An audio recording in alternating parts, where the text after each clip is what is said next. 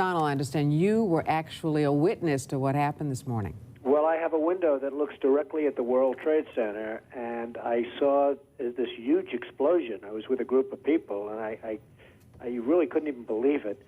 And even, I think, worse than that, for years I've looked right directly at the building. I'd see the Empire State Building in the foreground and the World Trade Center in the background, and now I'm looking at absolutely nothing. It's just gone, and it's just hard to believe. Donald, Alan Marcus here.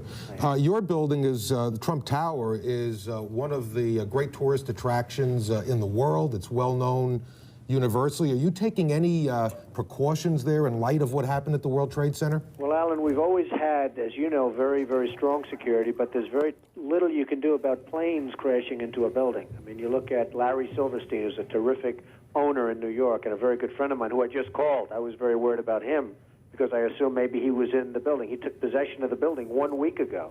As you know, he just bought the World Trade Center. Right. And he was in his office, and he was getting ready to move into the World Trade Center over the next 2 weeks. So when I just spoke to him, there's nothing you can do when people are going to be bombing planes at your building.